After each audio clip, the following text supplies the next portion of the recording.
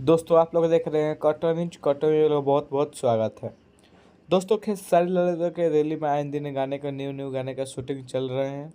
Shooting set से बहुत ही एक खूबसूरत फोटोज वीडियो जो निकल के आए हुए हैं। सबसे पहले अपने मोबाइल के स्क्रीन पर फोटो देखिए। खेसारी लाल यादव, श्वेता बरा, उसके बाद अखिलेश कश्यप, सत्य सिंह, उसके बाद संजय यादव, इन अभी को हम नहीं पहचान रहे हैं। अखिलेश कश्यप अपने स्टडी में पोस्ट किए कि बहुत जल्द भौकाल लेकर आ रहा हूँ यम मतलब कि गुलौल में जंक्शन पे, जो कि बहुत ही तगड़े लेवल का वीडियो को शूट किया गया है। तो बस बहुत जल्द आ रहा है श्वेता मेहराज का खेसारी लाल यादव के साथ। उसके बाद मैं बता दूं कि खेसारी लाल यादव के आए दिन बहुत सारे गाने के दिल्ली में शूटिंग चल रहा है। तो उसके बाद सब तगड़े तगड़े लेवल का वीडियो शूट किए जा रहे हैं।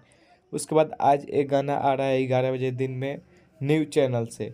तो बस सारी के प्ले, तो गाना आते ही 11 बजे गाना आएगा, एकदम धूल उड़ा देना है।